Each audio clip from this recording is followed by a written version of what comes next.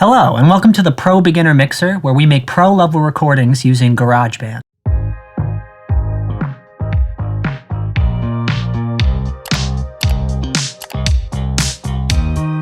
This is the first part in a 4-part series on mixing pop vocals. Today we're going to be focusing on editing. If you're unhappy with the way that your vocal mixes sound, there's a chance that you may have overlooked the editing phase, which is incredibly easy to do. In this video, you'll learn what editing is, why it's important and overlooked, and finally you're going to learn about a tool called the Flex tool, which you'll never want to live without again. First off, what is editing in regards to vocals? Editing is the stage after recording but before mixing, and it's exactly what it sounds like. Much like someone would edit a piece of writing, we're editing out the extraneous fluff and cleaning things up. Secondly, why it's important and overlooked. I think the reason editing is oftentimes overlooked is because editing doesn't sound fun. You know, we want to add plugins, we want to add effects, we want to make things louder, and we will. But the difference between an amateur vocal mix and a pro-level vocal mix starts at editing. So it's great you're here, because today we're going to learn how to edit, and we're going to get your vocal mixes to sound like the pros.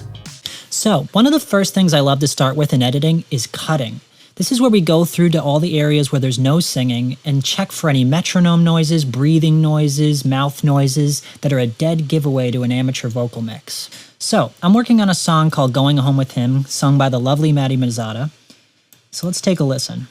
I can't get over it and I can't really stay, 'cause I know that you're going home with him tonight. The way you hold his hand, it kills me every time. So, it sounds great, but let's go check out this area where there's no singing. Hear that? There's a metronome in there, some breathing, some mouth noises. So what I'm going to do now is go through and cut out all that dead space. To do that, you can hit Command-T and then just drag this over. Okay, so now that that's done, let's talk about the Flex tool.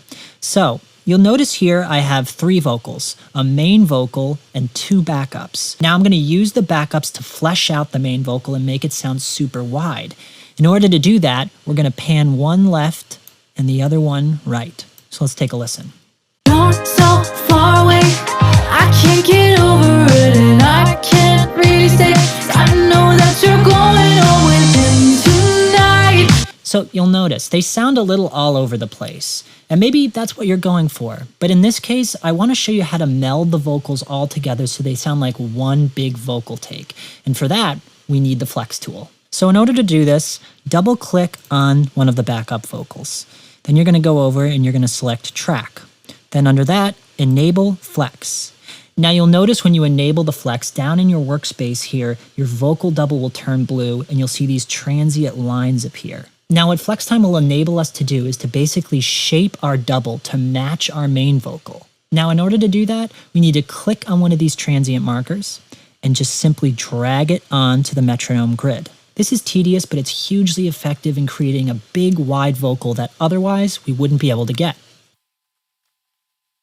So I've gone through and I've shaped everything to the main vocal using the Flex tool. So let's take a listen with the Flex tool and without. You're so far away, I can't get over it and I can't really stay, 'cause I know that you're going home with him tonight. The way you hold his hand, it kills me every time. And I've been dreaming, hoping that you change your mind, but I know that you're going home with him tonight, with him tonight. So it's much wider, much more fleshed out, and thanks to the Flex tool, we were able to make these vocal takes sound almost like one. So there you have it. That's how to edit a vocal in GarageBand. Make sure to like and subscribe, and tune in next week where we're going to begin mixing this pop vocal in GarageBand.